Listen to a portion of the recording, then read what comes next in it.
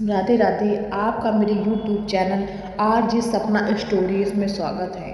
Friends, आज हम सास बहू की एक अनोखी कहानी देखेंगे जिससे आपकी आंखें सहज उठेंगी। आपको बहुत ही दर्द होगा यह कहानी सुनकर। प्लीज़ इस कहानी को पूरा देखें। बहू कहाँ मर गई है? अंदर से आवाज़ आई। जिंदा हूँ माँ जी, अभी तो मेरी चाय बना रही थी। सास, अभी तक तेरी चाय ही नहीं बनी है, कब से पूजा करके बैठी हूँ। बहू चाय लेकर आती है और साथ में भजिया भी लेके आती है। सास ने कहा, क्या है, तेल खिला खिला के मुझे मार डालोगी क्या? बहू, ठीक है माँ जी, मैं भजिया लेकर जाती हूँ। सास ने कहा, रहने दे, अब बना दिया है तो खा ही लेती हूँ। सास ने भजिया उड़ाई और कहा, इतनी गंदी भुजिया। बहू, तुझे तो कुछ करना ही नहीं आता। बहू, माँ जी मैं कपड़े धोने जा रही हूँ। बहू दरवाजे के पास छिपकर खड़ी होकर देखने लगी। सास भजिया के ऊपर टूट पड़ी और भजिया खत्म कर दी। बहू मुस्कुराते हुए काम पर लग गई। दोपहर के खाने का वक्त हुआ। सास ने फिर से आवाज़ लगाई, कुछ खाने को मिलेगा? बहू ने आवाज़ नहीं सुनी। सास फिर चिल्लाई, भूखी मारोगी क्या बहू? आई बहू माँ जी। बहू खिचड़ी लेकर आई, उसके सामने रख दी बहू सास के सामने।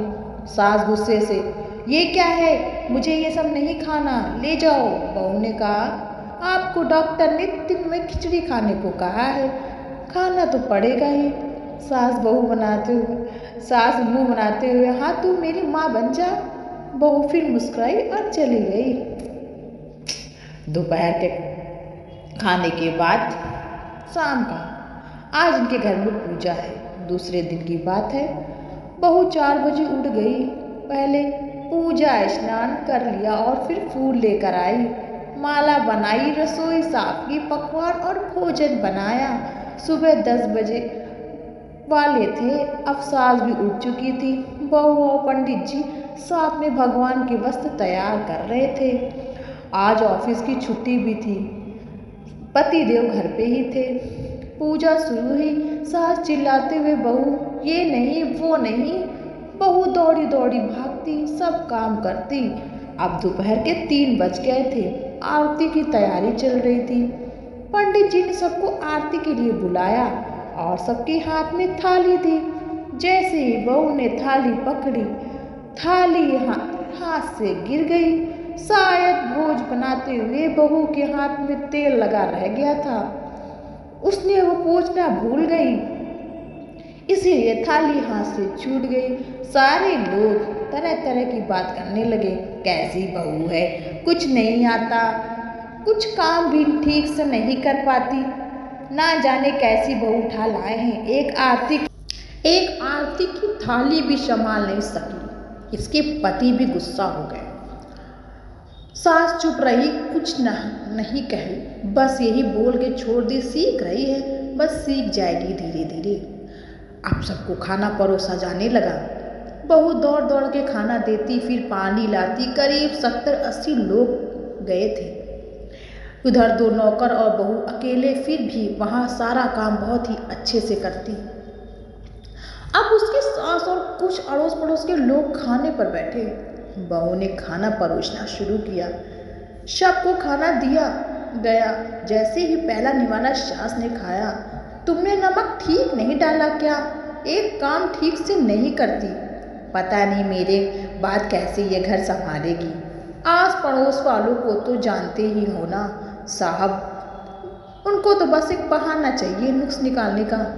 फिर वो सब शुरू हो गए, ऐसा खाना है, ऐसी बहू है, ये वो वगैरह वगैरह। दिन का खाना हो चुका था।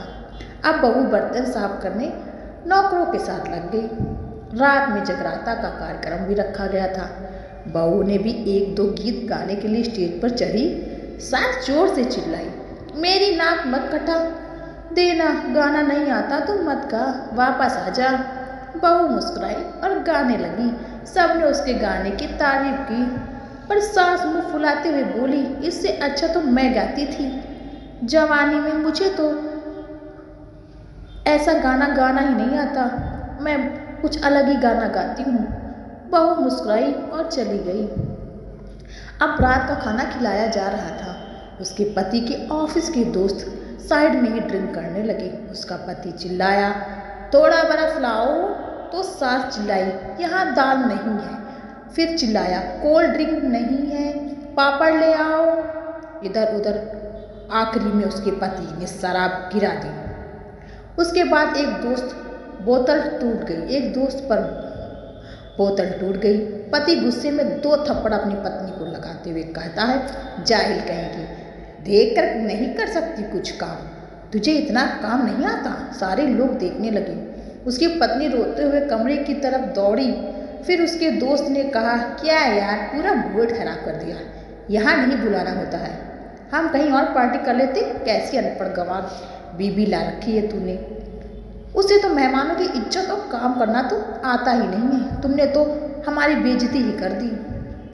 अक्सर आस पड़ोस की औरतों को तो बहाना ही मिल गया था।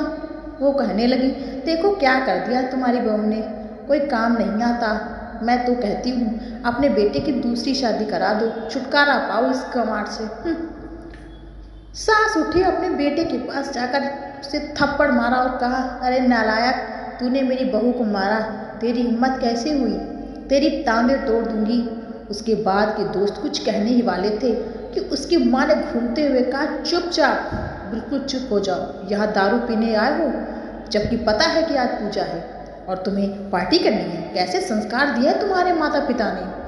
और किसकी बहू जाहिल, मेरी बहू को जाहिल बोला। जरा इधर आओ, चप्पल से मारूंगी अगर मेरी बहू को किसी ने जाहिल बोला तो। अशब्द कोई बोल नहीं सकता। अरे पापी, तूने उस लड़की को बस इसलिए मारा कि तेरी शराब की बोतल टूट गई थी। पापी, वो बच्ची सुबह 4 बजे से उठी है, घर का सारा काम कर रही है, ना नाश्ता किया है ना दिन का खाना खाया है, फिर भी हंसते हुए सबकी बातें सुनते, ताने सुनते हुए घर के काम में लगी रही है।